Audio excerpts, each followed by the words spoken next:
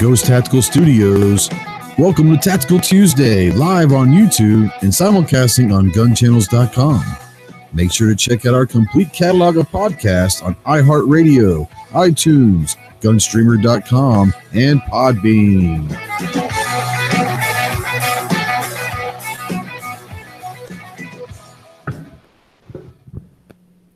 What is going on, my Ghost Squad? Welcome to Tactical Tuesday. Today is Tuesday, August 14th, 2018. We're going to have a good show tonight. We've got a couple things to talk about. The main topic is going to be kind of attracting new shooters and more shooters to the range, but we have a couple of topics we're going to touch on ahead of time. We are live as always on YouTube and simulcasting as always on GunChannels.com. If you guys by now don't know what's going on at GunChannels.com, then please crawl out from under the rock in which you live and go check us out over at GunChannels.com. It's a great community for pro-gun, pro-Second Amendment-minded people. We got 24-hour lobby chats. Most of your content creators and live show hosts that you watch on a regular basis, we're all over there, so go check us out. Obviously, after this is over, we will be putting this over on GunStreamer.com and GunTube.org, and I will be pulling the audio and podcast form and be putting it over on iHeartRadio and iTunes and PodBean. So I try to put over on Gun Channels, and I think they might be doing some maintenance on Gun Channels. As far as about 20-30 minutes ago, the site was down. So sorry about that, but go check us out. I think they're updating some stuff probably, but let's kind of run through the room real quick on the YouTube side and see what is going on. I do believe we had a couple earlier today. I know Ben thought he was first, but he was second to user. But let's say hey and get some shout outs real quick out there. We got John Brown Productions out there. What's up, JB? Patrick Pew Pew's out there. Brent Winkle said he just got home from work. Thought he was going to be late to the party, but now he's early. Nighthog's out there. What's going on, Nighthog? Rich White, the 1%.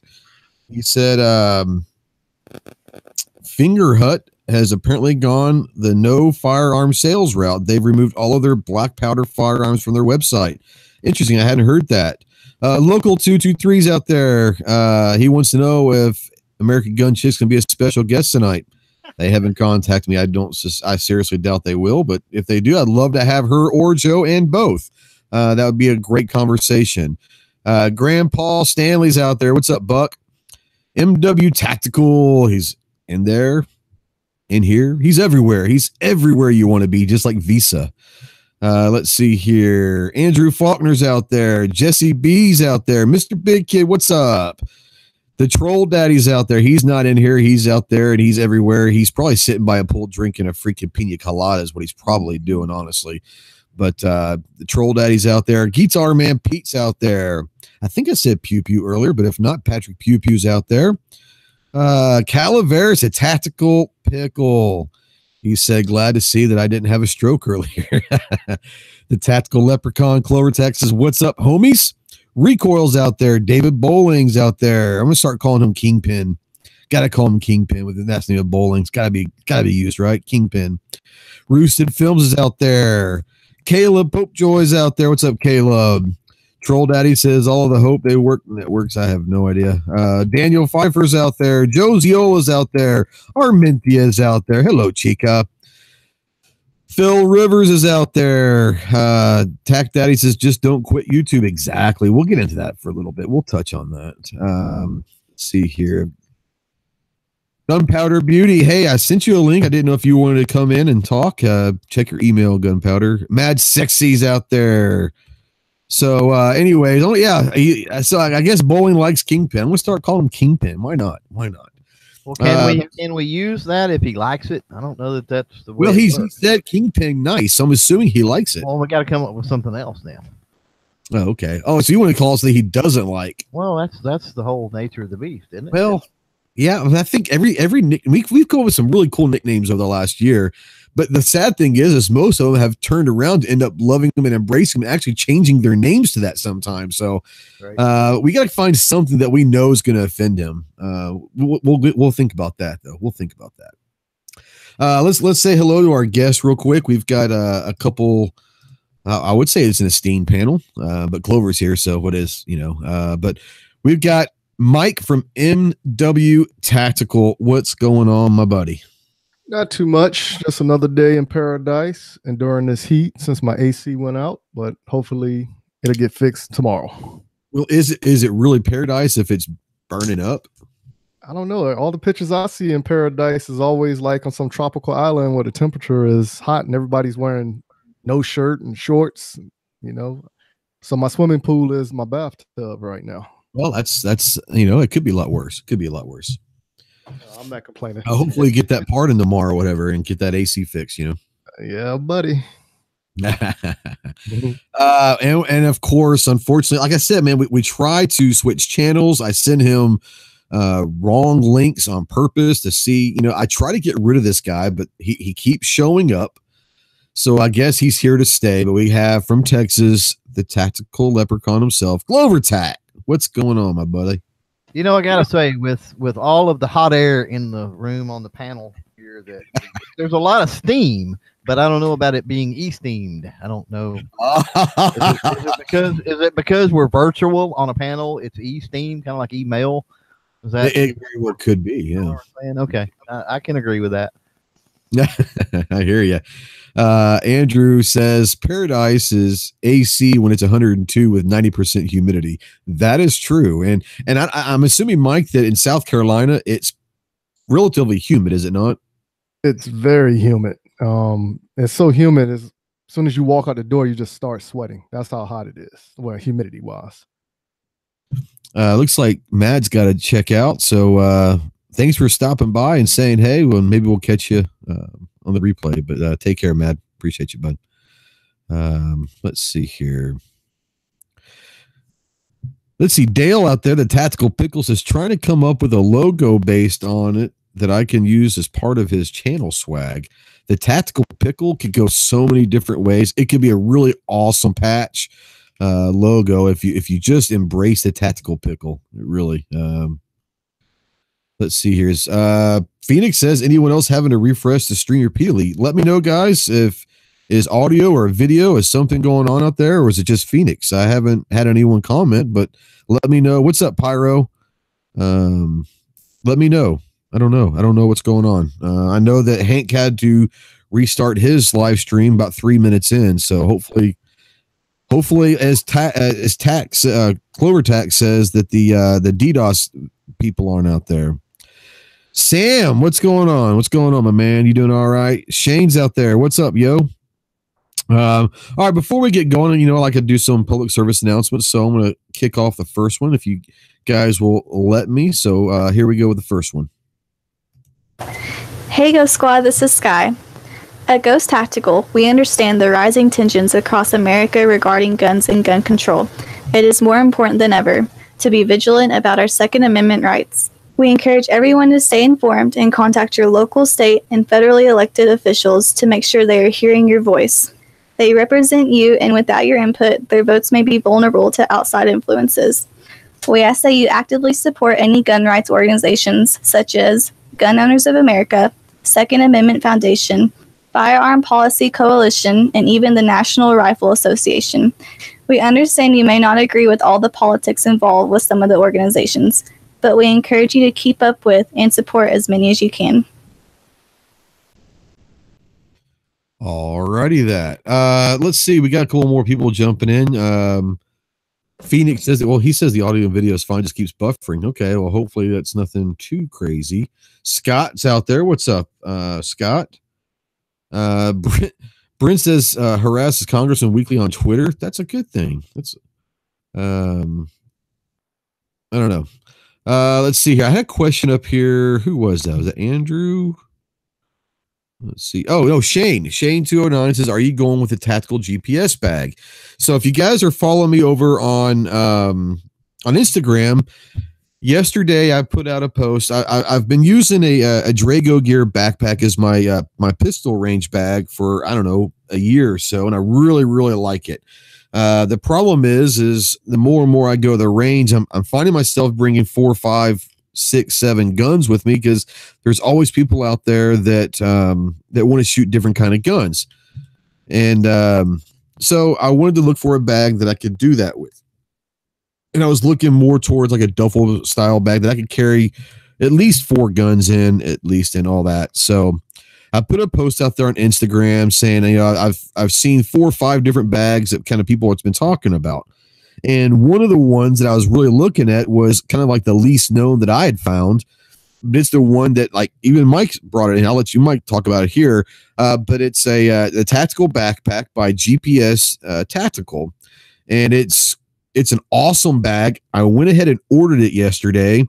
I do want to send a shout out. Now, understand, I'm going to do a review, but understand I did pay for the bag. They are not sending one to me.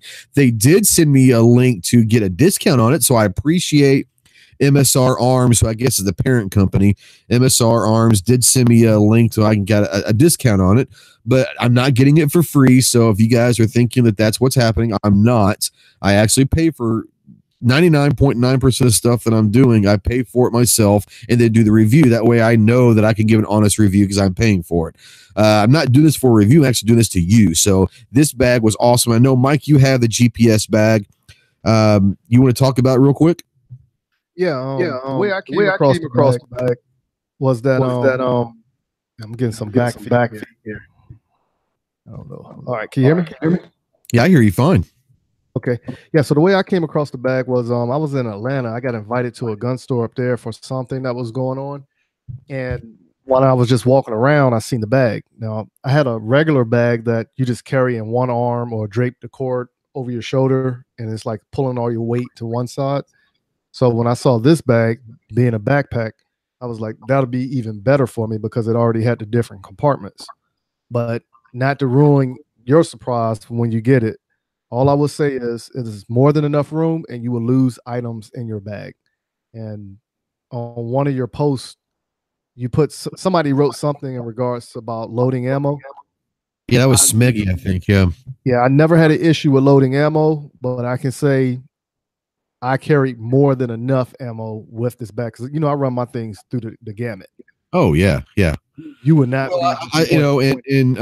The Daily Shooter did a nice review on it, and I watched that review, and he's got probably a few hundred rounds in that bag in the main compartment. But I always kind of keep my ammo in ammo cans anyway, so the whole ammo storage is not necessarily a big thing, but the pockets, the way they have them organized and all that, I'm really looking for it. It's supposed to be, I got an email from them this morning, say it was shipped out last night, and the tracking says it's supposed to be here tomorrow. So I'm really, really stoked about getting it in and getting my stuff in there. Yeah, I'm sorry, you were saying something about the ammo stuff. Yeah, you'll be very happy about this bag. I guarantee that. I'm looking forward to it. I really am. All right, so we're going to kind of start kicking off the show. The first thing I want to talk about is, for those of you out there, it may not be a big deal to most of you.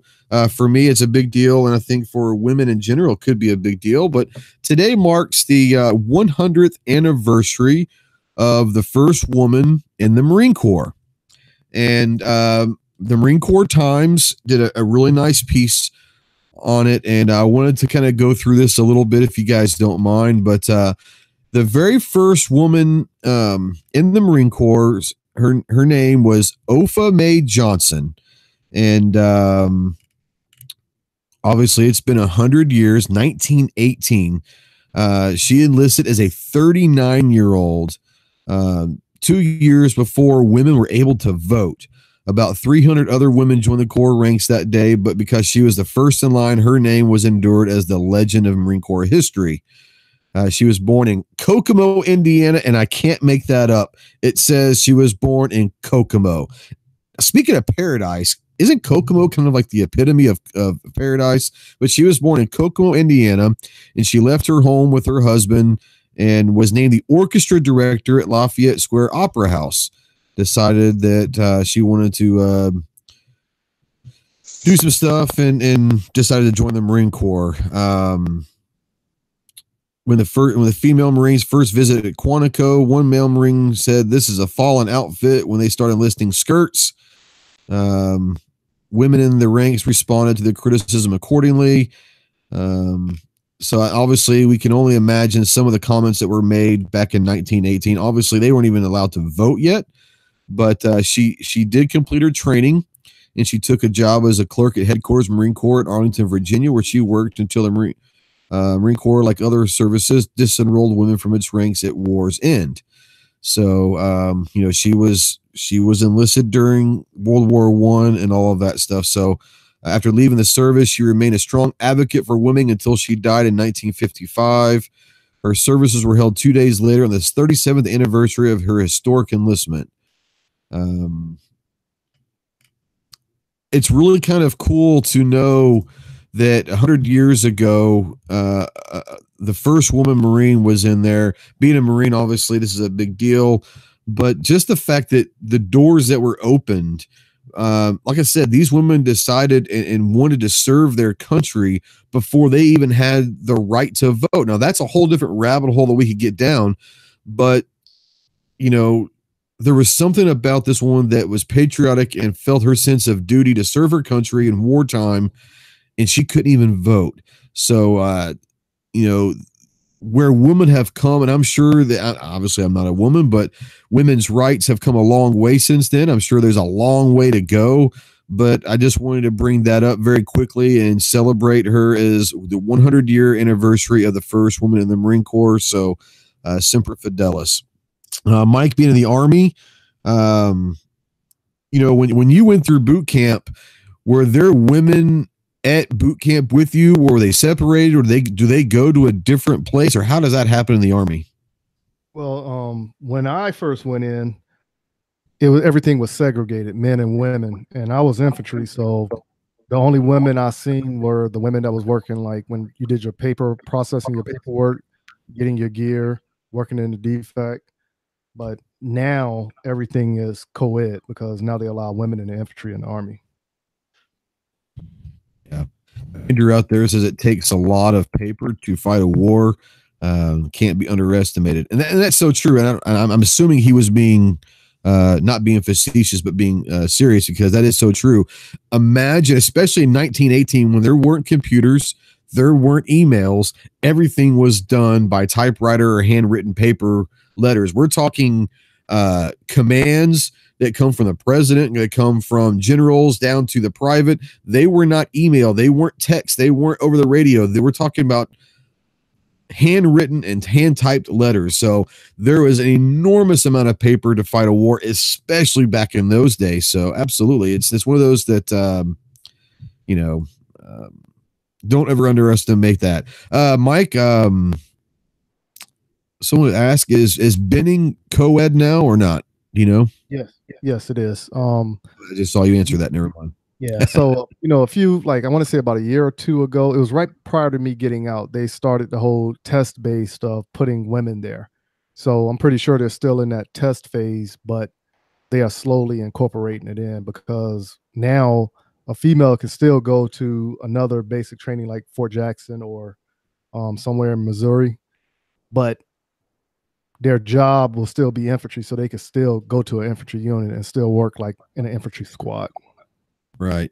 And we're talking 100 years from the first, and this is the Marine Corps. I can't speak for any other branches, but in the Marine Corps, we're talking 100 years since the first woman enlisted. Earlier this month, it was announced that First Lieutenant Marina Hurl, I don't know if that's how you say her name, it's Hierl, I'm going to say Hurl, became the first woman to lead an infantry platoon when she took command of Echo Company, 2nd Battalion, 4th Marines. We're talking about a Marine Corps infantry unit now being led by a woman. If you don't think that times are changing and the idea of G.I. Jane will never come true, check yourself, because now I personally don't have a problem with it. I'm all for it. I will say this, and I hope it doesn't offend anybody. I would like to think that any woman, especially in the Marine Corps, is going to try to be a platoon leader in the Marine Corps. When they go through training, they're not going to change the prerequisites. They're not going to change how they grade. Either you can do it or not. If you can hang and you can do it and you can pass all of that, then I don't care if you're a woman or a man. If you're able enough to lead Marines, then go do it. Now, do you know, Mike, at this point, are there any females leading any infantry battalions or platoons or anything? Not that I'm aware of. of course, when I was a drill sergeant is one of those type things where it is a co-ed where I was at Fort Jackson. So my first sergeant was a female, but that was the best first sergeant I had in my whole military career. Right. David Bowling wants to know, as a civilian, he imagines combat as absolute terrifying. Is it as scary as it seems? I was in a hostile environment for a little while. I was not there on a full deployment. I was there. My unit was one of those units that got in and out, was there for, a couple of weeks, do our thing and get out. Now, Mike could probably talk to you a little bit more about more of the stuff like that I can, but I can tell you for the short amount of time that I was there doing our thing, if you say you're not scared, you say you're not nervous, then you're lying. I mean, that's just a reality. I was 19 years old. I was a kid. I was a baby doing stuff that, you never thought you would do 2 years prior to that when I'm in high school playing sports and all that. I never thought that I would be a Marine overseas in some weird place that doesn't speak English, and you got kids carrying AKs and using women as shields. Yeah, it's a whole different mentality. If you say that you're not scared, you say you're not nervous. My whole thing was, when I first got there, I just wanted to get home. Now, once you get there and you start just doing your thing, I'm not going to say it ever goes away, but the fear changes. It goes into do what you're trained to do your job, and get the hell out. You're not really necessarily afraid at that point. You're just doing your job. But if you say that you're not ever scared in those situations, then I want to meet that guy, because he's probably crazy, or she's probably crazy. Mike, what were your experiences being deployed overseas? Man, I was terrified from day one. So you remember when we first started rolling, when the president said I declare war? Yeah. Automatically, that's when the fear set in for me. And, I didn't sleep for the first 3 days. Literally, that's how scared I was. And when we actually made it to the airport, as soon as I sat down, and that's when I first went to sleep after the first 3 days. Yeah. But I was terrified over there. Bikes and Bullets is in town. He said, "What's up, Jeff Tax out there?" Gizzard Gary, what's going on, Gary? Roll calls out there. Keith Gregory, what's going on? I think I said earlier to Trauma Jocks in here, but hello. I'm hoping I'm not missing. I'm not trying to miss. I'm trying to keep up. We do have Mr. Big Kick says this is a little deep, but his friend that is a retired Marine mentioned that the screams of a woman have an especially psychological effect. It's natural to be protective over women and children. That's right. I was on a C-130 heading over to somewhere, and our captain was basically telling us that, our morals and our ethics in our life and our biblical sense of life, and tell us that women and children should be held sacred. People over there that we were going to go see and fight, they look at women and children as shields. They're almost non-existent to them. Now, we will also sit there and say that we will never tell ourselves that we can shoot a child. I can tell you this: when you've got a 12-year-old that's got a rifle or something, a bomb or whatever, and you hesitate, not only are you dead, but you've got probably got 10, 12 of your brothers and sisters that are dead. So it's a whole different, what's up, Little Rock? Woo Pig. It's a whole different aspect, so it's a little different. But no, I want to say hello. We've got Gunpowder Beauties in the house. What's up, Gunpowder? Hey, thanks for sending me the invite. It's awesome. I had some kiddos that were getting in the bath, so it took me a minute. Hey, life takes over, man. It's just one of those things. I want to kind of get your take a little bit. We're talking about women in the military, and obviously you didn't serve in the military, but I was going to ask you, 100 years ago, like I said, a woman joined the Marine Corps, and this was 2 years prior to her having the right to vote in this country. In the last year or two, you start seeing a lot of people that are women that are trying to become part of these infantry divisions. Let me ask you this, and I want your honest opinion. You can tell me to go to hell or not, but in your mind, does a woman, should they want to be a part of an infantry unit, or do you feel that they should have been a part of them long ago? And what are your thoughts on women in the infantry? I'm probably going to ruffle some feathers, but go for it. I think that it's kind of been a long time coming. Women should have been there a long time ago. You sit there and you look at that kind of like a mama bear mentality on a lot of things. I know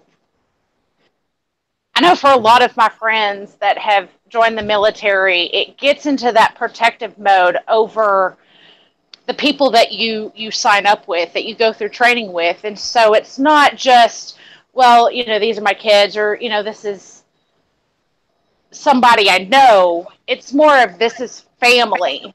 And so with women having that mentality of, I'm going to protect my family. I want to make sure that my family is going to get back to the States to see their loved ones.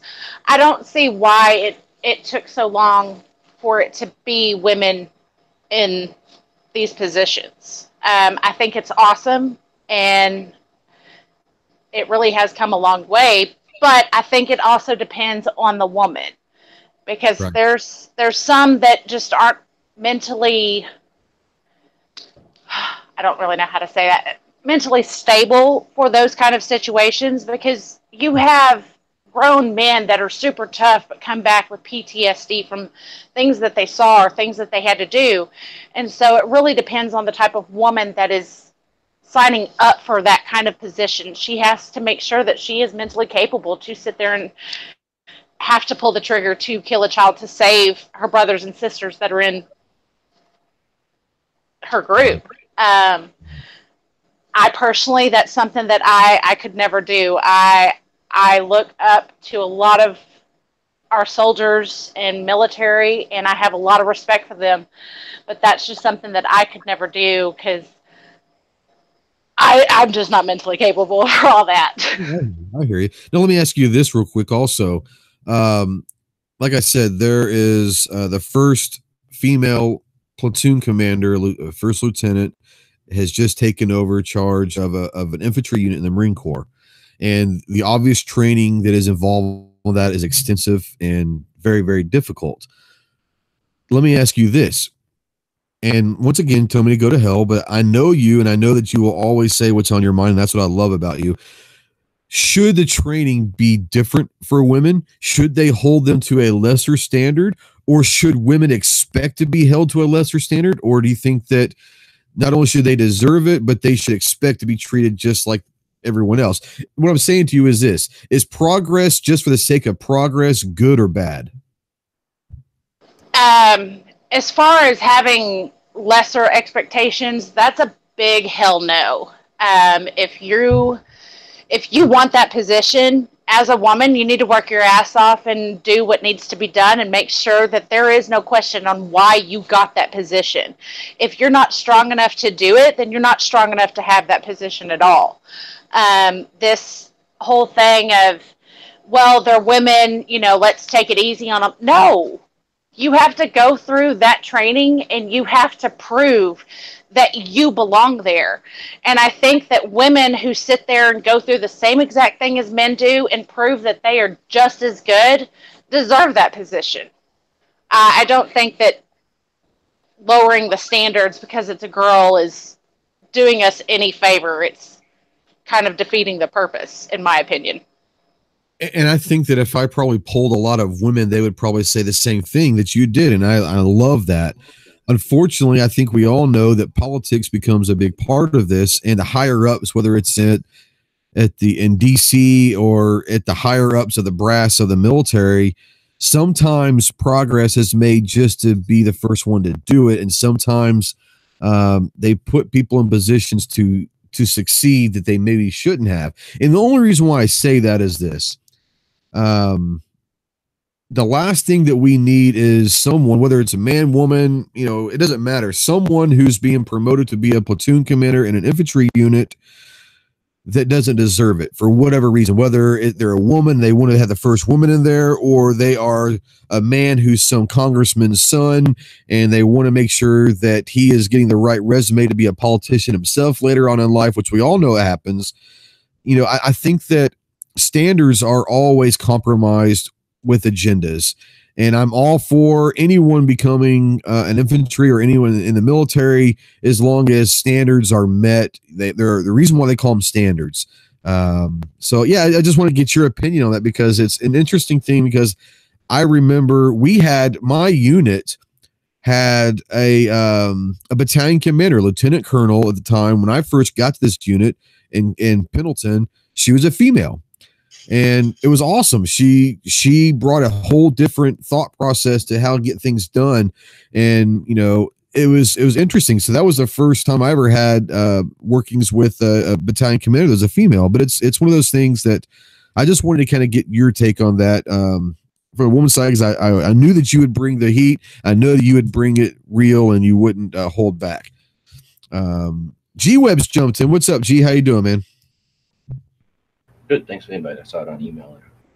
Yeah. GunChannels, for some reason, I couldn't get into GunChannels. It said it's doing maintenance or something, so I couldn't send you through there. I don't know.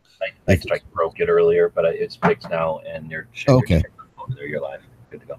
Okay, great. Yeah, sorry.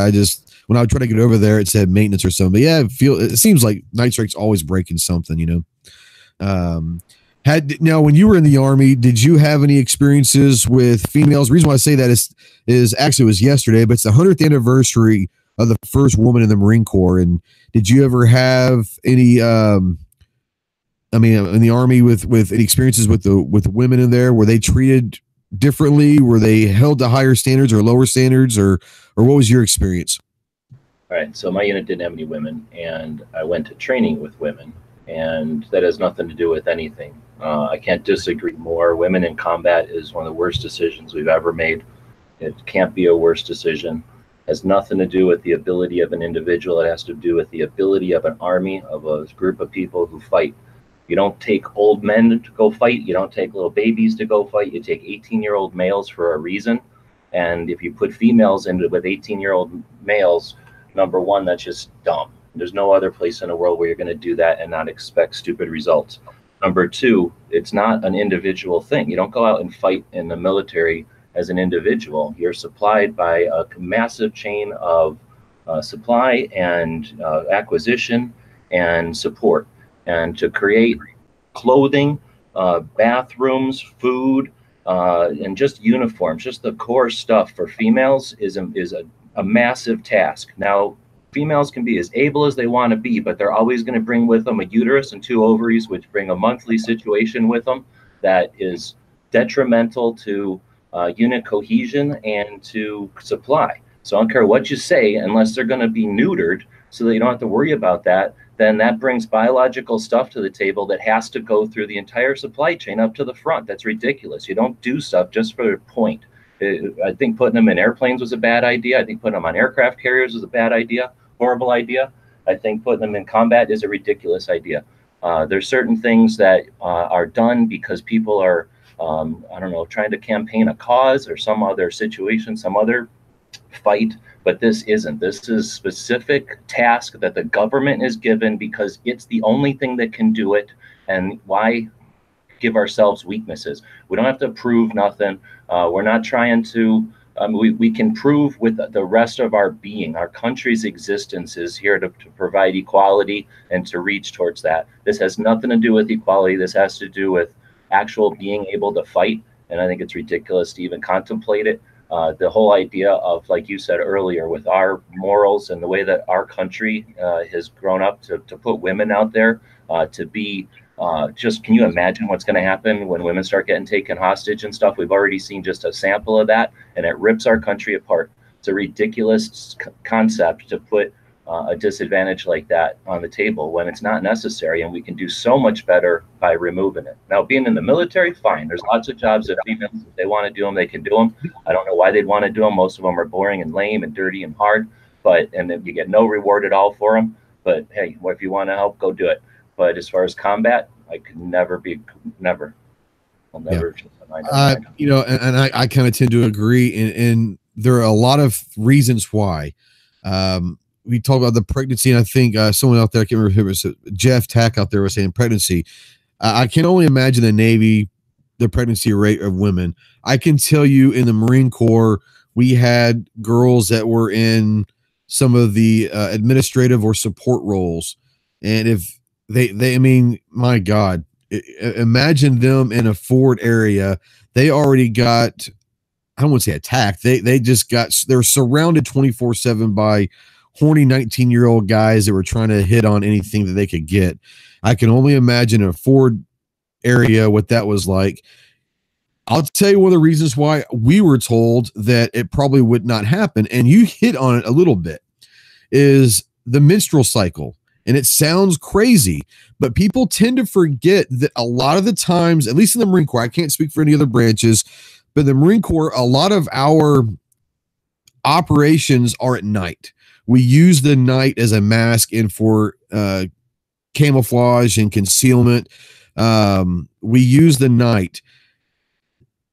It sounds bad, but I was told that a big reason why most women would not be in a forward unit or a combat unit is because of the smell. If they are at the end, I don't know. I mean, I can't imagine, but maybe this is true. Maybe that was just an excuse that was used, but a menstrual cycle may possibly give our position away. I don't know if it was, but I tend to agree that the emotional side, I can tell you that the women that I know that were in the Marine Corps would not have made it in a combat unit. But that doesn't mean that they weren't smart enough or they just weren't strong enough, to be honest with you. And you can take that however it is, but I'm not saying that no women are strong enough. I'm pretty sure that Jessie could probably hang with most guys out there. She's strong. She'll throat punch your ass, not a problem.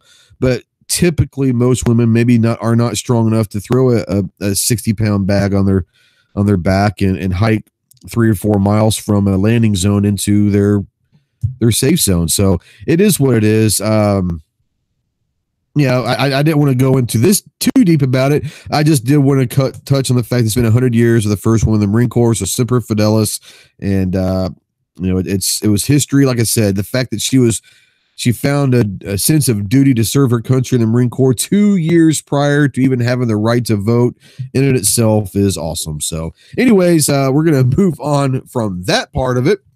The second part, we're going to actually, you know what? I want to do my second, little public service announcement real quick. If you guys give me 2 seconds. Hey Ghost Squad, this is Sky. We here at Ghost Tactical would like to continue the trend of becoming more involved in any gun safety and training. We encourage everyone, no matter your skill level, to continuously look for training in your local area. We think that taking a gun safety course every other year is important. We also believe that taking classes and training for self-defense and home defense are extremely important. Make sure to go looking for classes and training opportunities when you can. This not only helps you become more proficient with your firearm, but it helps support your local instructors and Second Amendment community as a whole. Back to you, Ghost. There you go. There you go. Get out there and train. Be proficient with your firearms. What's up, Stealth? How you doing, buddy? Juice is out there. Secret strong enough for a man. I'm not going to lie.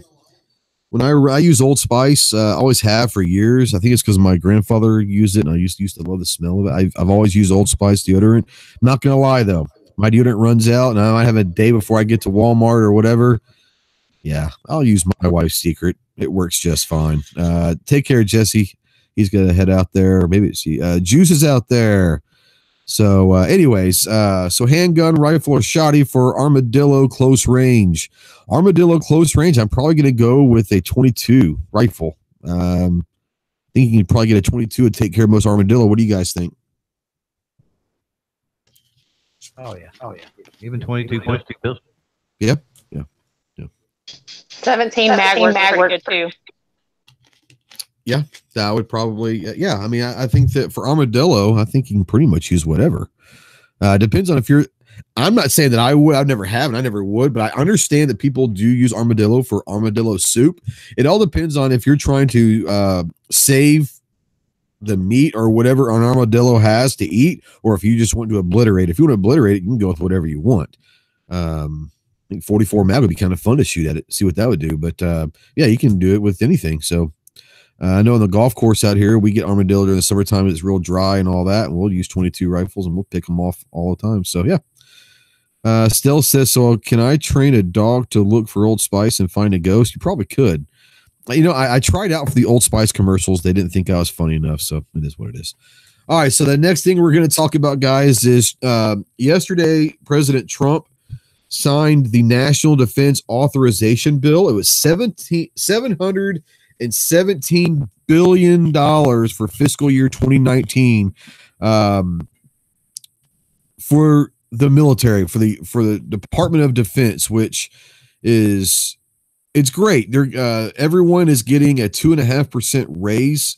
So I think that is wonderful. They're looking to expand. A lot of people are asking, well, it's easy to give people a raise if you're trying to cut the number of people in there because now you have more money. They're actually looking to expand the numbers of enlistments into all four of the branches, but they're also going to give raises.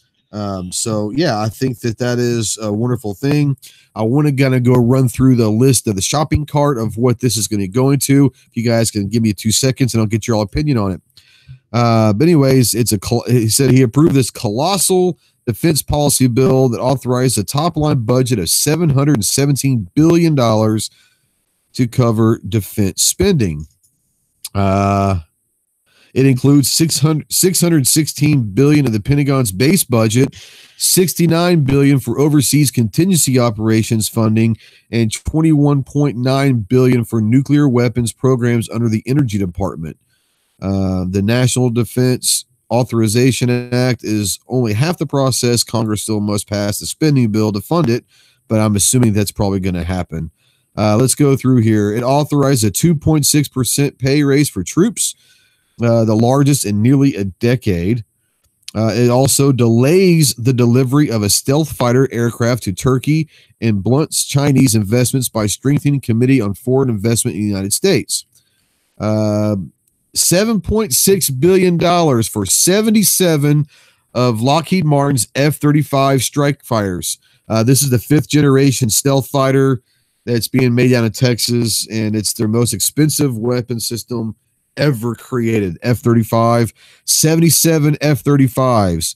The policy also bars the delivery of the jets to NATO member Turkey amid concerns over their desire to buy a Russian missile defense system. $85 million for the Black Hawk utility helicopters. They're made by Sikorsky, which is now part of Lockheed Martin. So $85 million for some Black Hawk utility helicopters. It's also going to fully fund the U.S. Air Force's new long-range stealth B-21 bomber. That is America's next heavy bomber, is named Raider. It approves $1.56 billion for 3 combat ships, even though the Navy only requested 1. The bill also authorizes 4 Ford-class aircraft carriers, 6 icebreakers, and a Columbia-class ballistic missile submarine. All 13 new warships were approved for the upcoming fiscal year.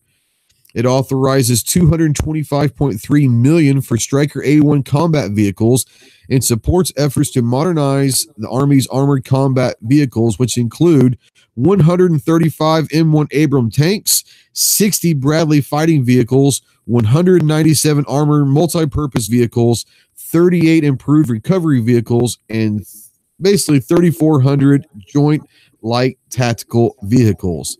The legislation also adds $140 million to the Missile Defense Agency for development of critical direct energy and space sensing project, as well as hypersonic defense capabilities.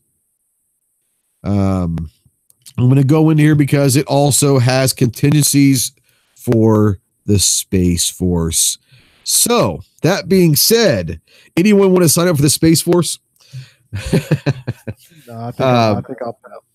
Right. I think this is a huge thing that the president has gone and basically said, not only are we going to be the strongest fighting force in the world, we are going to be equipped as the strongest fighting force in the world, and we're going to give our men and women who wear the uniform a well-deserved raise, and we're going to make sure that the numbers are always there to defend our country. So for those of you that don't like President Trump, that's fine. I get that.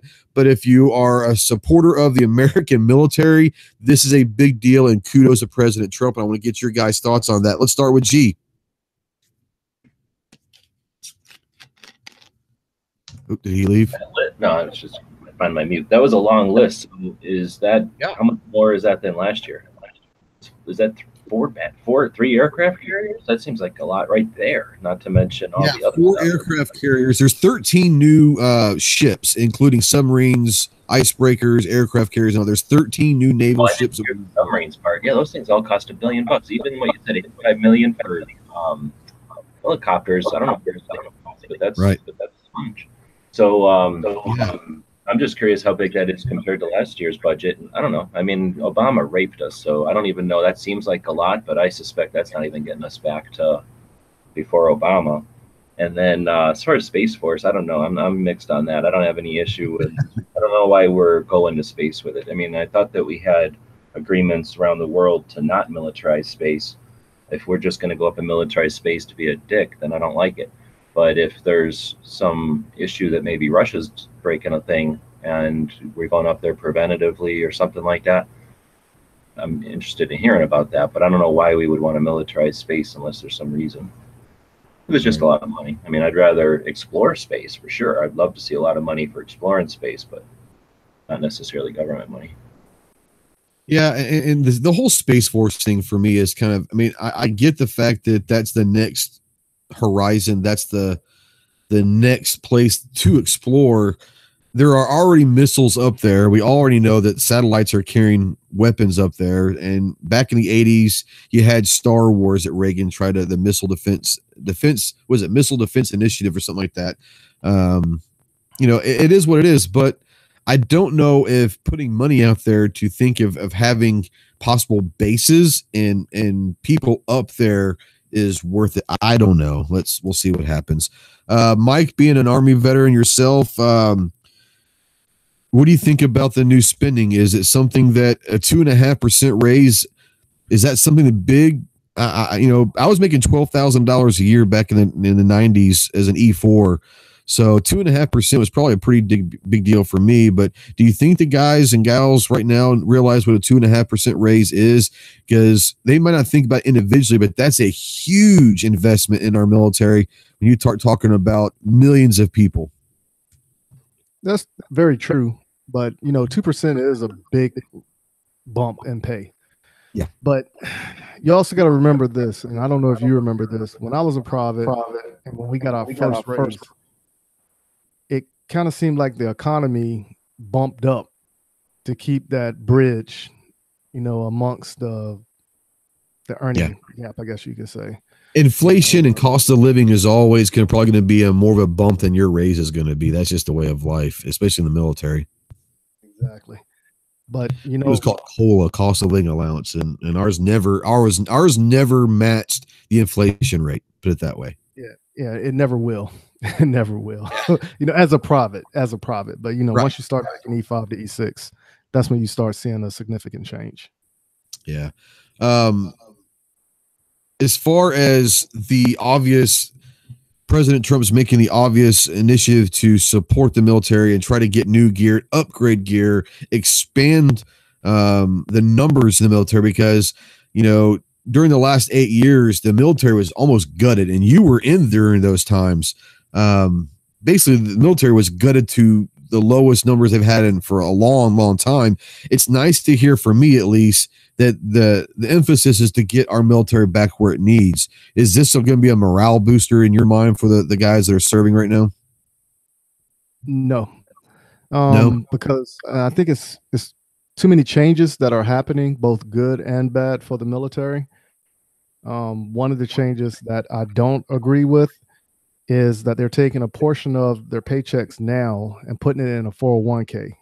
And now, of course, once you retire, get out, whatever is in there is what you have. Don't come back and ask for more, you know.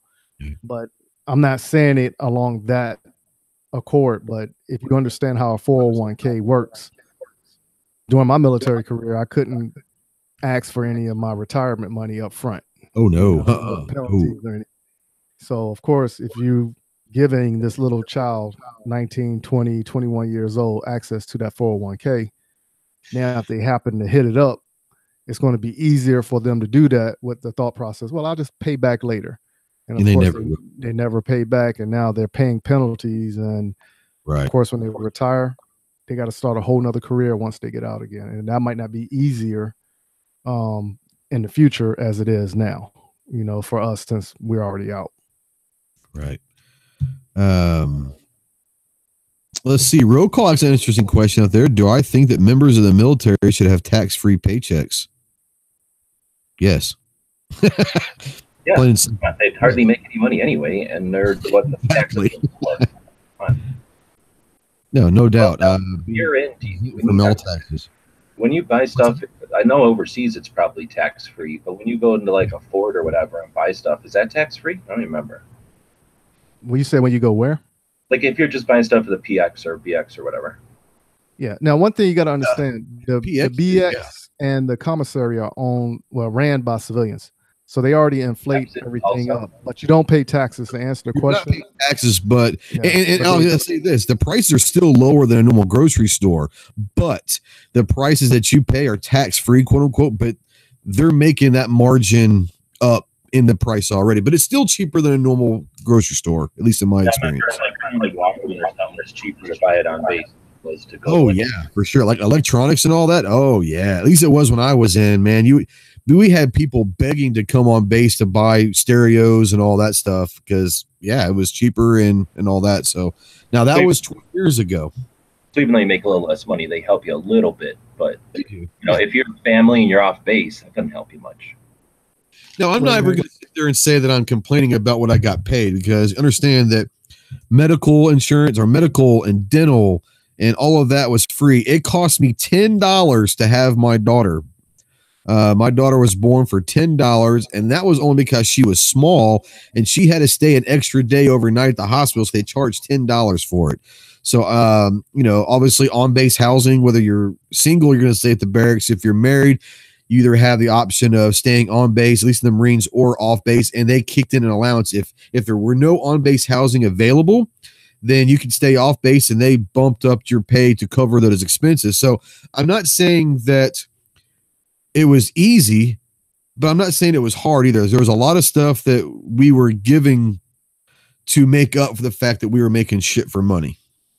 Now I want to bring in Clover and Gunpowder in on this. And when you guys heard about the defense bill that was passed, what was your initial reaction? Was this something that was positive, or are you thinking, we're spending a lot of money in the military for quote unquote unnecessary things? Because I've heard both sides of it. I've heard a lot of people say, you know, you're talking about, you know, cutting the deficit and all that, but yet we're getting ready to spend a ton of money on our national defense. But this was kind of one of his mantras from the beginning of his campaign, was to build and support and be the biggest, best fighting unit in the world. So Gunpowder, when you first heard about the defense spending bill, were you taken back by the amount of money, or what did you think about it?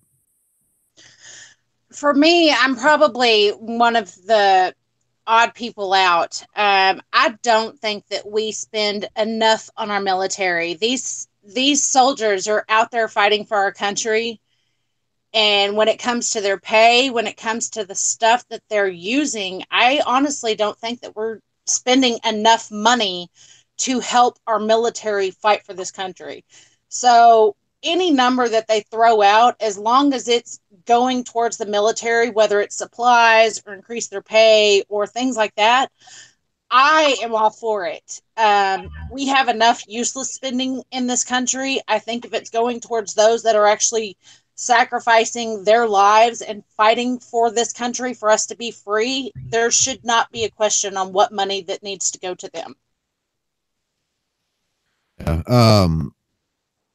Now, Clover, I know that you're a big supporter of the military. And I think everybody supports the military, so I don't want to sit there and say anyone's anti-military. But I've heard a lot of people in the recent day or so with this talking about just frivolous spending. And is it necessary? Do we need 13 new ships? Do we need 77 planes and fighters and jet fighters and tanks and all that? Let me get from someone who has not served, but obviously are well in tune with the military and all of that. Let me get your opinion on kind of what Gunpowder was saying. is there a number out there that is too much to spend on our national defense? I mean, if we're not going to go broke, because money, and David out there says is right, there's no really such thing as money at this point, especially at the federal level. There's no such thing as money. It's just what it is. But is there enough to spend on our military? Is there a number in your mind that said, hey, we don't need 13 new ships. We don't need 135 new tanks. 100 will do. Or are you saying if it's there and we can build it, then go do it? What's your take on that? Well, I don't know. I've got several takes on this. Yeah, go for it. First of all, we're already broke. So let's get over that hump and move along. Okay. Right. That's established. The second hump that we can get over and move along. Anybody that followed Trump from day one pretty much knew he wasn't gonna, have any qualms with spending whatever the number might be when it comes to military, right? So far, he's pretty much done what he said he was gonna do, and that's one of the things he said, that he wasn't gonna shy away from spending and building everything back up. So get over that hump. That's done. One thing, and I guess I read the same article you did. It was almost verbatim. And one thing, there was a couple of things that stuck out. First of all, I've got a real problem when it comes to these military contracts and the companies making the stuff, how they're bought, how they're bid on, a lot of other situations. Because ultimately, this is a huge payout. It's huge. To use Trump's words, to Lockheed Martin, without a doubt. I think in this day and age and time, I think that many of those fighter jets for this fiscal year is a little bit much. I mean, I think. And then I think a telltale sign that there may be some overspending in this bill is when you get down and it talks about the warships and the Navy, the people that are using them, request one and they get three, not two. That was what I was going to bring that up. And go ahead. So, it's when you're dealing with a budget in a situation like this, the mismanagement of money, the fraud that goes on, everything, you look at every single factor, right? And it's death by 1,000 cuts. That's where you hemorrhage the money that you shouldn't be losing. So, I think it's healthy to go in and scrutinize and look at all this stuff. So, I'm not happy. I'm not going to sit here and tell you I'm happy with the budget. I'm not. Now, can I sit here and tell you that, I've heard from all the generals and, the Pentagon and the other people that know better than me? No. So, my opinion is completely uninformed. But I can tell you that from a fiscal perspective, I'm not happy with it. Yeah, and I try to find out what. And sadly, and let me point this out. Sadly, if somebody says that, what they're going to get demonized with is, oh, well, you're not for our troops getting a raise, or you don't support our troops. No, that's not what I'm saying. I'm saying there's a better, more efficient way to potentially do this. That's what I'm saying. And I tend to agree to a certain extent. I'm all for raises. I'm all for equipping our guys and gals with the best equipment possible. And all that. But like you said, when the Navy only asks for one, they're getting three. And these things are, $1 billion a piece. Why couldn't we give them a 3% rate? And the way it works, I mean, let's be honest. Let's be honest with the way that works too. If the Navy is asking for one, odds are they probably don't need one, right? If they needed one, they would probably ask for two, right? That's right. Well, and you also have to understand is people also, when politics is around, it's kind of like hot dogs. You like the end product a lot of times, but you really don't want to see how it's made. You really don't want to see how the budget's made, because at this point, all the politicians are getting their cuts in because they want to bring back to their constituents, hey, we got a piece of 177 F-35 jets, and we're going to make this little bitty bolt that goes on to the gas tank. And we're going to hire 3,500 people in the state of Connecticut to build this bolt. So, yes, I mean, there are ways to cut, but it's never going to happen. That's just the way that the budget works in Washington. Like I said, I would much rather, if they ask for one, give them one, take the other, let's say $2 billion that you spend on the other two ships, and instead of giving everybody in the military a 2.6% raise, give them a 3% raise, something like that. I mean, let's really try to take care of the most important thing, and that is actually the men and women wearing the uniform. Yeah, the gear is great, the equipment's great, but when it comes right down to it, the military doesn't exist without the men and women in boots. So can I ask the question? Because I never served, obviously, so maybe I'm lost on this. Where does the Veterans Administration and all that come into play? Is it a different budget? The VA is not a part of the Department of Defense, so they are a separate budget. Yes. I mean, it's all it's all part of the same budget. It's just not. I mean, it's all part of the same 2019 budget. It's just not. Yeah, but it's not a line item for national defense. Right. Now, here's the thing about the aircraft carriers. Trump is an experienced business person, and he knows about contracting and stuff. And he also, if you look at his, I'm not an expert on this. I've just been looking at it while we're in the chat here. He has a projection for 4.7% growth over the next few years. So it's very optimistic. Right now we're at 2-something or 3% growth, and he wants to take us to 3-something and then to 4.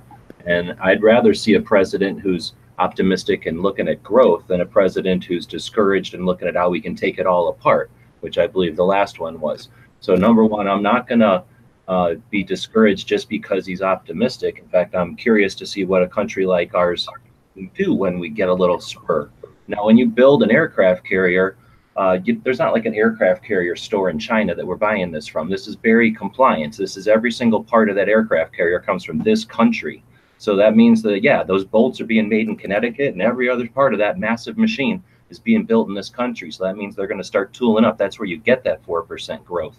So I think that if you're going to build one, and you don't just go to the aircraft carrier store, that's a lot of industries turning on and making machinery and doing stuff. And when you put a lot of effort into this one machine, why build one, right? Let's learn something from the movie Contact. You build 2 or 3 right away while you've got your means of production in place, where it's efficient to build 2 or 3. What have you created? You've created a navy.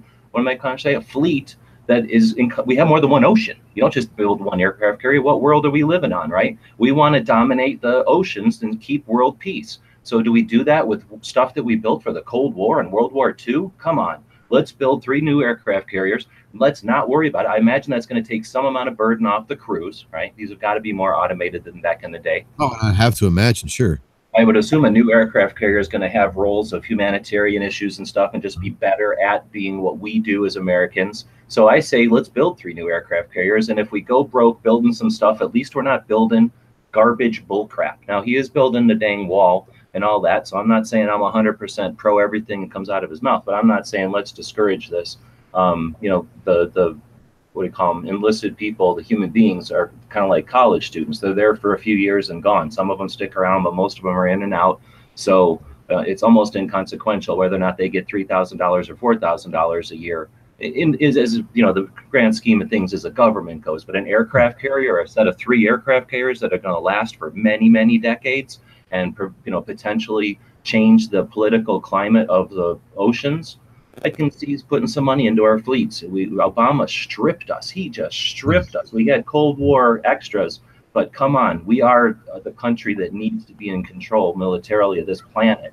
We are the good guys. Give us the freaking the arms to make us the good guys. No questions asked.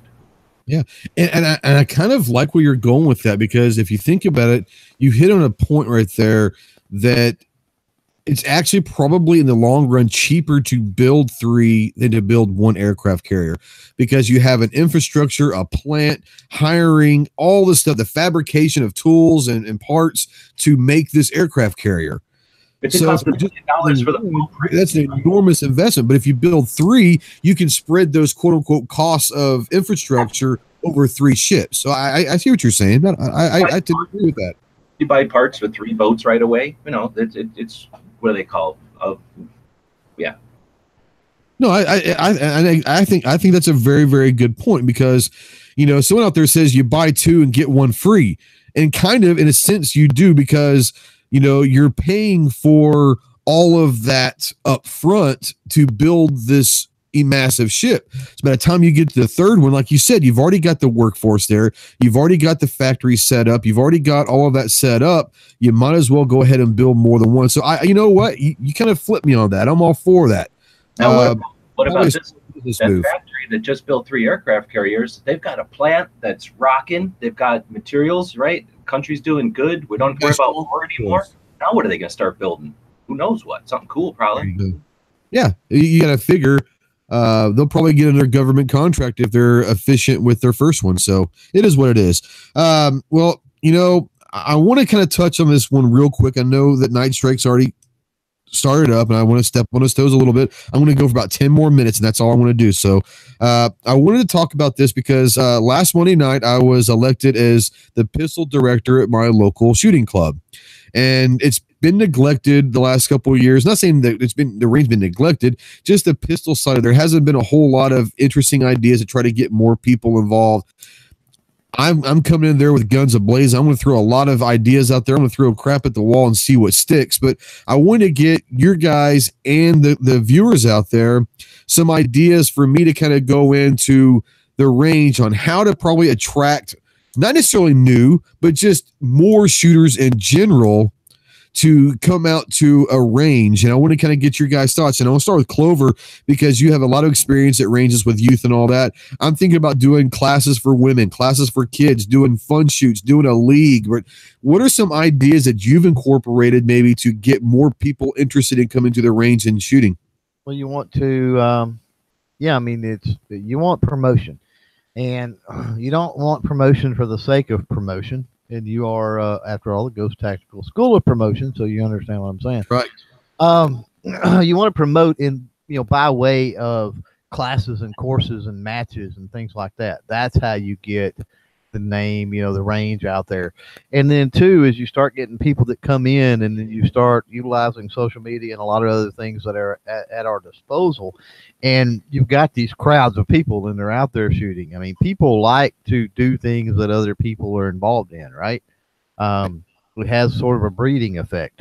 So I think I think that would be one of the easiest ways to probably get more interest and more people out there.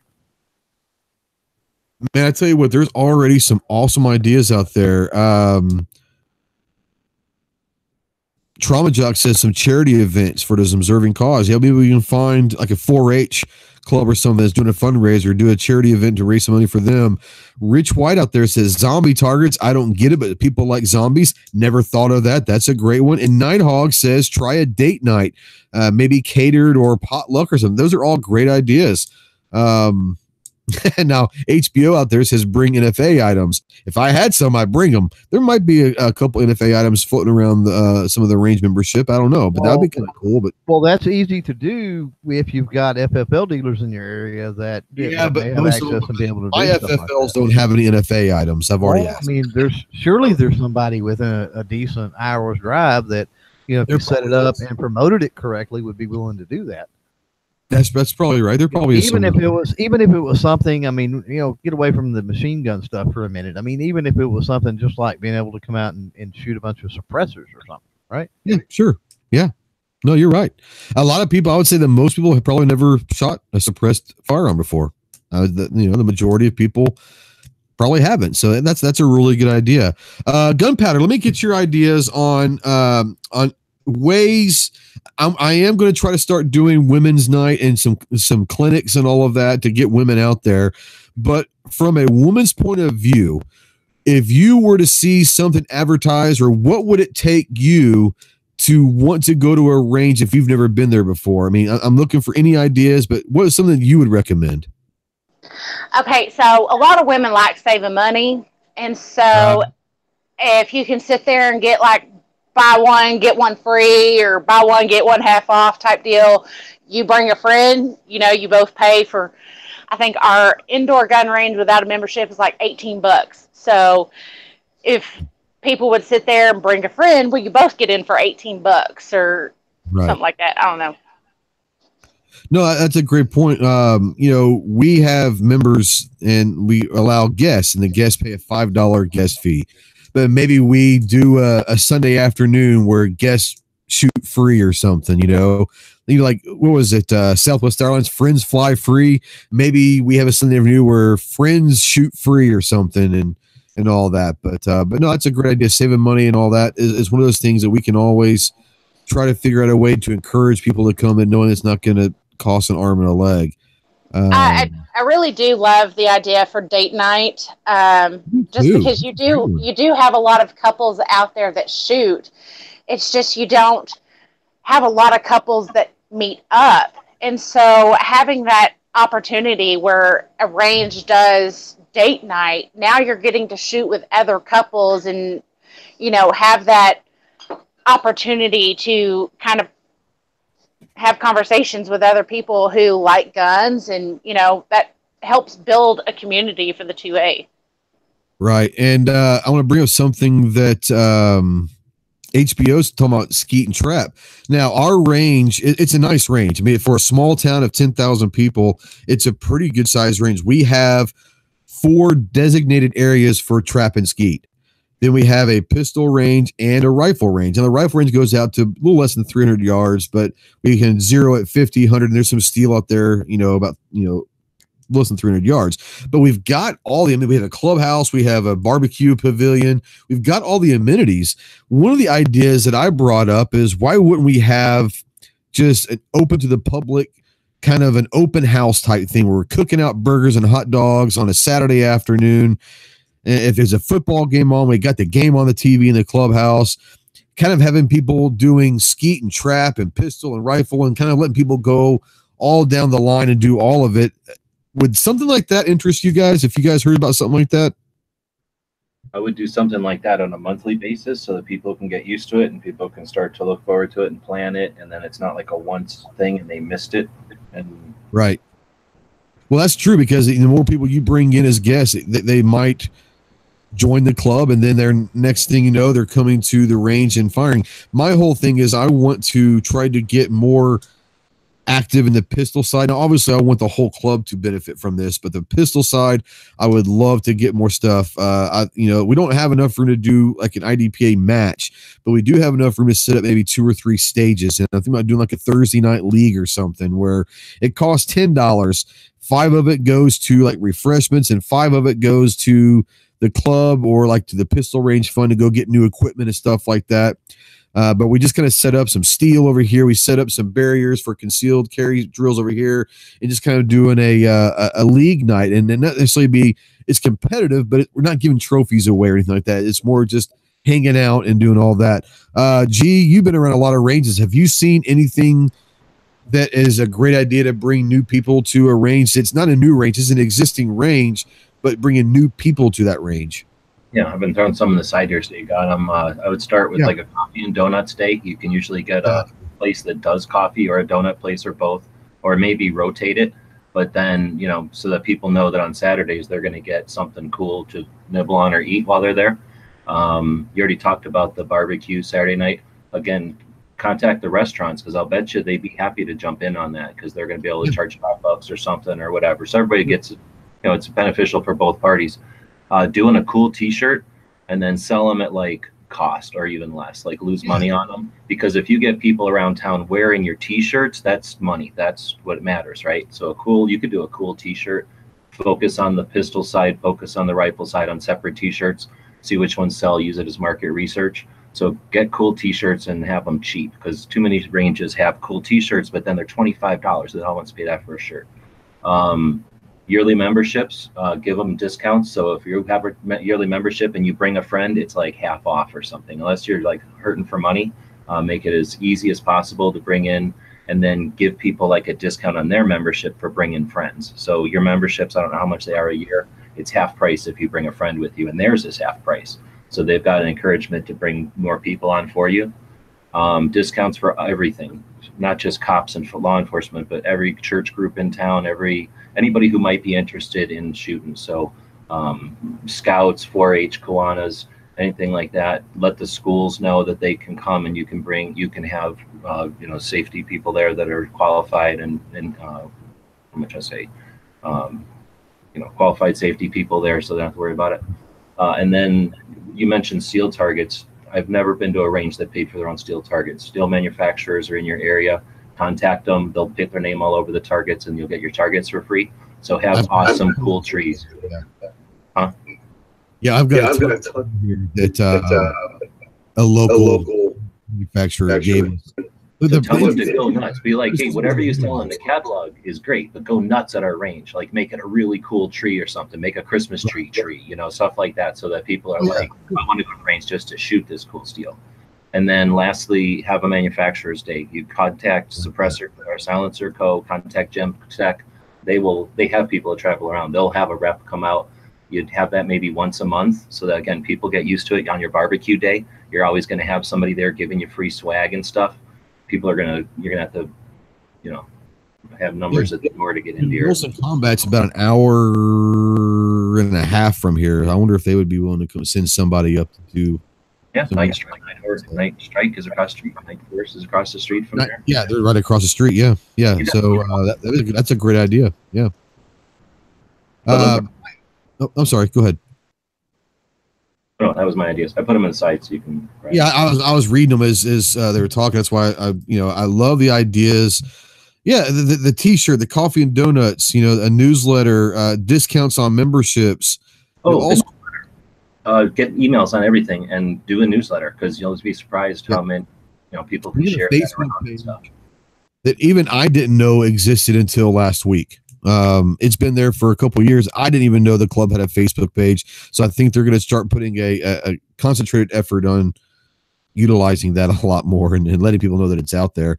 I thought about something about talking about discounts for memberships. What about, instead of doing a discounted membership, to entice members to go get others, is, let's say our membership is $125. If a member goes and brings a new member, then the new member is $100, and the current member gets $25 credit for the next year's membership, or something like that, to kind of entice the members to keep going and get more people. How about that? Yeah, they bring in 5 members and they're shooting for free. What do you care? You got 5 new members. Exactly. I'm gonna throw one more in there. I lied. Find out if there's any other YouTubers, because if there are, then on a page for the thing or in your Facebook, be sure to be promoting all of their videos that they do at your range. Absolutely. I think I'm the only one, but you never know. I'm trying to get more people to be YouTubers. I'm trying to get more people to turn the cameras on. We had a cleanup day where we had some berms that had been neglected for about 3 years. They're grown up high. Trees and weeds were growing about 10, 20 feet up in the air. I had about 4 or 5 guys come and help me, and we cut them all down. It looks really good. And gun-loving Grandpa Stanley lives about 45 minutes from me, but Buck out there, who watches everyone's stuff, he came down. He's not even a member of the club. He came down and helped clean up. So I want to say thank you to Buck. I really do appreciate that. He had no reason to come out there, but it was great. But now, Mike, you've been around a lot of ranges also, and you travel doing training and all that. What are some of the cool maybe things that you've seen ranges do to attract more people to come out? I never really paid attention to what other people do, but I had some ideas of my own. Go for it. I love to hear them. Yeah. So, like, for instance, Thanksgiving's coming up, so you can have like some form of a turkey shoot, like shoot still or shoot a target at some said distance, time wise, give out free turkeys. Nice. Yeah, you can advertise like at the movie theater, or find a restaurant that has like a table that advertises on a table, put whatever under that laminate if they do that. Or get with somebody like a local mom and pop restaurant and see if they can make like a special cup that when people buy a cup, a small donation goes to the club. But then again, that cup is always going to be there in somebody's kitchen. And of course, if they're not in the shooting, they know somebody who's in the shooting and they can tell them about it. That's a great idea. Yeah, and Brent says a Halloween pumpkin shoot. Who doesn't do it like doing jack-o'-lantern pops? I mean, how good would that be? Is that maybe the day after or the weekend after Halloween, everyone bring their pumpkins and jack-o'-lanterns out, and we just go nuts on them. I get a royalty on that. Sorry, I get a royalty on that. Sorry. Now, one thing I'll send you your royalty. Yeah, one thing that I'm thinking about doing this Christmas is the Toys for Tots donations. Oh yeah. Putting together like some form of a competition shoot, and if you bring a toy over the value of what, $5, $10, you shoot for free. And then of course, I like that. whoever's going to do the Toys for Tots thing. Man, there's some really awesome ideas out there. Rich White just says, how about a carnival day where you set up an old-timey shooting gallery? That would, I mean, Annie Oakley kind of stuff. That'd be kind of cool. I mean, that'd be dangerous because most of us can't shoot like Annie Oakley, but the idea of that is kind of, there's some really good ideas. So thank you to everybody out there. There's some awesome ideas and all that. But yeah, I just wanted to kind of start thinking about some ideas that I want to throw at the wall and see what sticks. Any ideas is good one because we haven't had anything done in the last couple of years, and that's not a knock on anybody that was running the pistol range prior. It is what it is. It's a thankless jobs, and it's time consuming and all that. But I really am passionate about getting people out to the range. I think all of you guys know that. And when the opportunity came up to take the pistol director job, I jumped at it and said, you know what, we're going to have fun and we're going to get more people out excited about being more proficient with their handguns. So I was really excited about that. But thank you guys for all the ideas. It was awesome. It's been an hour and 20 minutes. I don't want to just completely destroy Night Strike. So I want to start going through the room and let you guys plug what you got to plug. So let's start with Mike. What you got to plug here, buddy? If you haven't done so, go check out my visual channels at GunStreamer, YouTube, GunTube, and UGEtube, and just do a search for either M-W Tactical or Munitions Weapons Tactical, and check out the video we put out today on the proper shirt. And don't forget, we're still doing our GoFundMe campaign, the GoFundMe.com/M-W Tactical. And if you follow me on Facebook and Instagram, you can actually see the receipt that the first deputy sheriff has been paid for his year of training with the GI. And it came to a total of $1,277, I think it was. So we're asking everybody to continue to donate so we can get the other two sheriffs into the same training, you know, for their year of training. Awesome. Yeah, I saw that Instagram post, and kudos to you, man. Like I said, I know I've said it before, but that's some awesome stuff to think about, training police officers to help make them a better law enforcement agency, make them safer, make them mentally stronger. So kudos to you. That's a great public service that you're providing to three very lucky. I hope they appreciate you as much as they should, and I hope they respect and take the training as seriously as they should. But thank you for all of that. G-Webs, what you got going on? Oh, not much. I was just did a bunch of stuff on GunStreamer, so it got me looking at all the channel rankings, and I think everybody's efforts at featuring each other over there are paying off. It looks like we're all GunChannels people that all kind of hang together, seem to be creeping up the charts over there. So I just want to encourage everybody to continue to put out those. Travis did a cool one. I'm gonna do something like that too, and maybe put them up maybe every couple of weeks or something to keep bugging people to to subscribe and go over there and click the thumbs up and stuff, because it's a new platform. We have a chance to really move on it. Yeah, and I remember about this time last year, we all kind of made that exodus over to VidMe, and we kind of blew VidMe up as well. So the GunChannels family is a strong force when needed. So get over there and not only thumbs up, but comment, share, mention social media, mention all that about GunStreamer all you can, because they are a platform that's trying to do the right way, the right thing, and work with the creators instead of against them. But yeah, thanks for everything you're doing, G, and all that.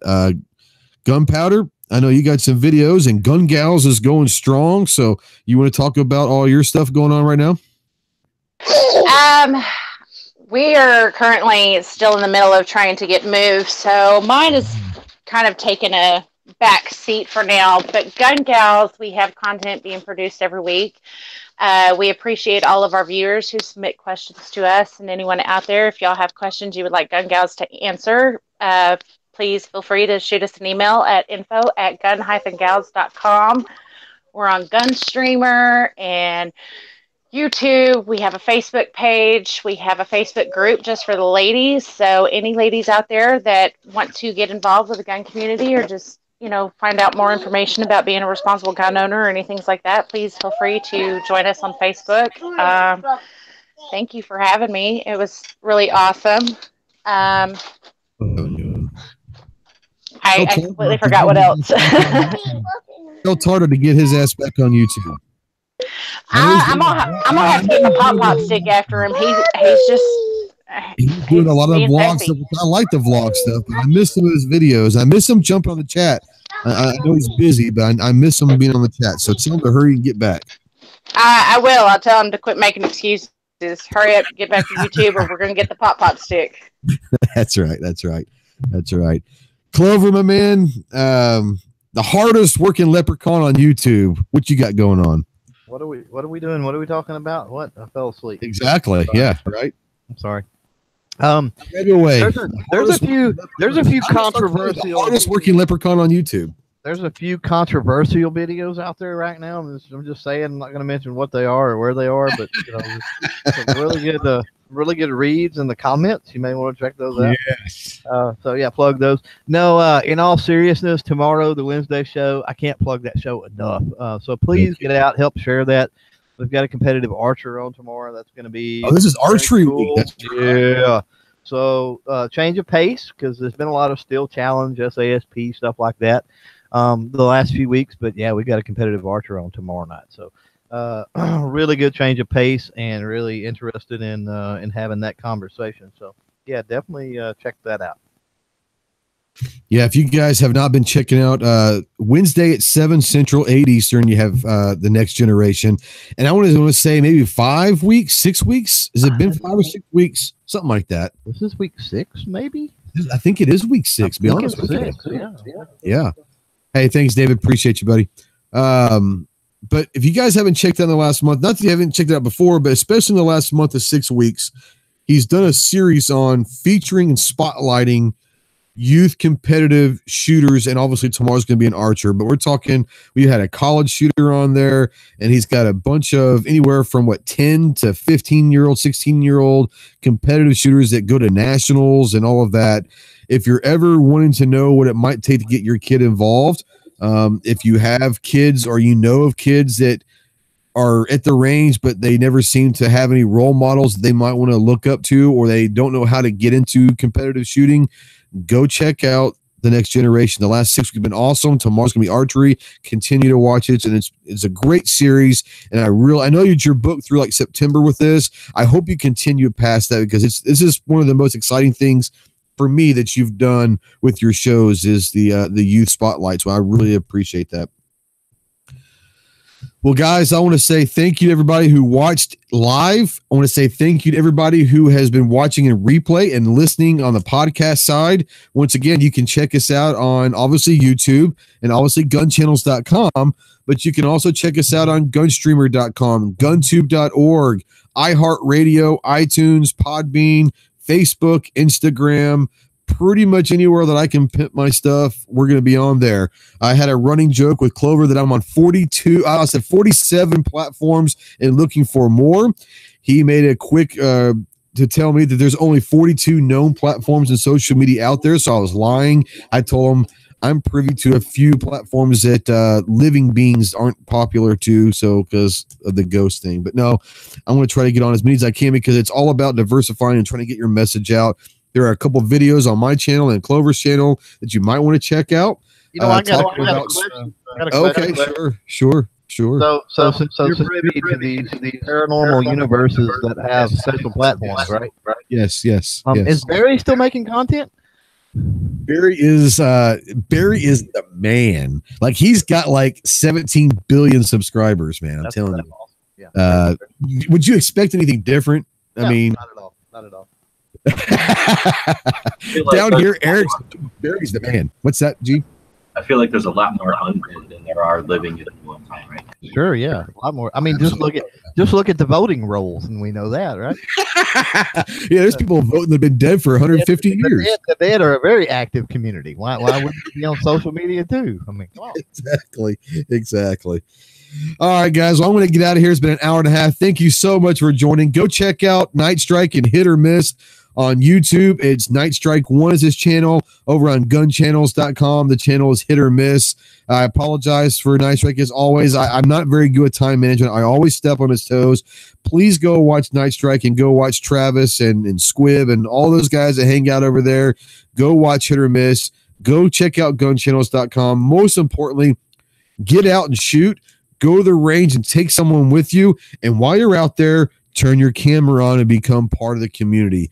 Thank you so much for watching, guys. I really do appreciate it. We'll see you next week. Semper Fi.